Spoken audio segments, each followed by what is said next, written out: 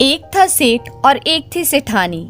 सेठानी खाने पीने की बहुत शौकीन और चटोरी थी, जबकि सेठ बहुत ही कंजूस था। सेठानी बड़ी चंट थी। जब सेठ घर में होता तो वे बहुत कम खाती और सेठ बाहर चला जाता तो वे बढ़िया बढ़िया खाना बनाकर खाया करती। एक दिन सेठ के मन में शक पैदा हुआ। सेठ ने सोचा, मैं इतना सारा सामान घर में लाता रहता हूँ, पर वे इतनी जल्दी खत्म कैसे हो जाता है। पता तो लगाऊं कि कहीं सेठानी ही तो नहीं खा जाती। सेठ ने कहा, 5-7 दिन के लिए मुझे दूसरे गांव जाना है, मेरे लिए रास्ते का खाना तैयार कर दो। सुनकर सेठानी खुश हो गई, झटपट खाना तैयार कर दिया और सेठ को विदा किया। सेठ सारा दिन अपने एक मित्र के घर रहा और शाम को जब सेठानी मंदिर गई तो सेठ चुपचाप घर में घुस गया और घर की एक बोरी में छिपकर बैठ गया। रात हुई, सेठानी की तो खुशी का ठिकाना ना रहा।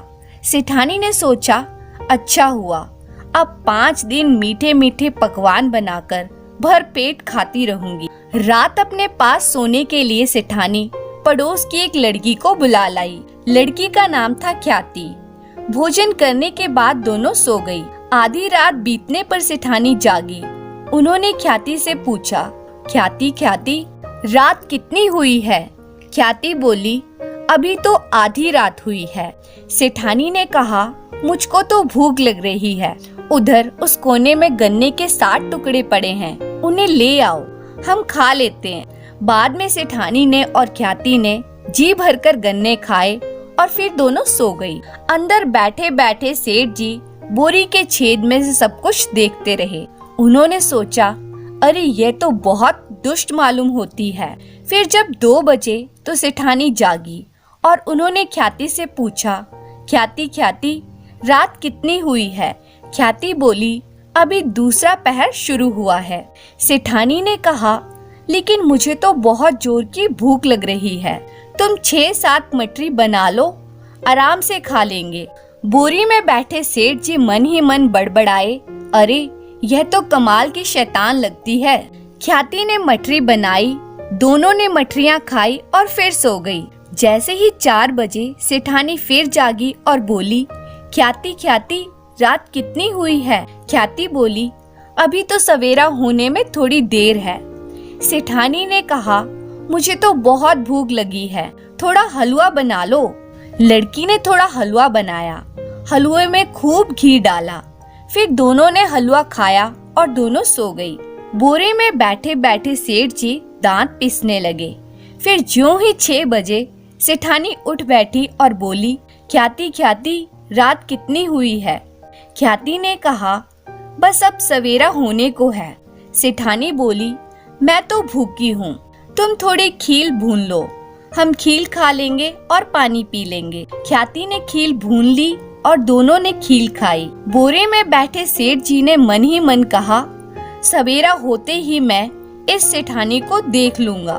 ख्याति अपने घर चली गई और सेठानी पानी भरने चली गई। इसी बीच सेठ जी बोरी से बाहर निकले और गांव में गए। थोड़ी देर बाद हाथ में गठरी लेकर घर लौटे। सेठ को देखकर सेठानी सहम गई। सेठानी ने पूछा, आप तो 5-7 दिन के लिए दूसरे गांव गए थे, फिर इतनी जल्दी क्यों लौट आए? सेठ ने कहा, रास्ते में मेरे साथ अपशकुन हुआ, इसलिए मैं वापस आ गया। सेठानी ने कहा, ऐसा कौन सा अपशकुन हुआ? एक बड़ा सा सांप रास्ता काटकर निकल गया। हाय राम, सांप कितना बड़ा था? पूछो मत, वह तो गन्ने के 7 टुकड़ों के बराबर था। लेकिन उसका फन कितना बड़ा था? फन तो इतना बड़ा था जितनी 7 मठरियां होती है। वे सांप चल कैसे रहा था? क्या बताऊं, जिस तरह हलवे में घी चलता है। क्या वह सांप उड़ता भी था?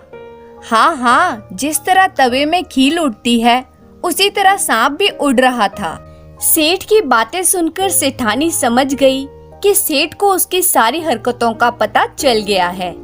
उसे अपनी गलती का एहसास हो गया कि उसे इस तरह से पति से चोरी छुपके पकवान बनाकर नहीं खाने चाहिए और वो अपने पति से माफी मांगती है। सेठ अपनी पत्नी का ऐसा व्यवहार देखकर उससे कहता है, इसमें तुम्हारी कोई गलती नहीं है। मैं ही हद से ज्यादा कंजूसी करता हूँ।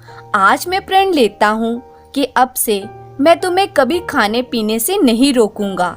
उस दिन के बाद से दोनों पति पत्नी आनंद में जीवन बिताने लगे। धन्यवाद।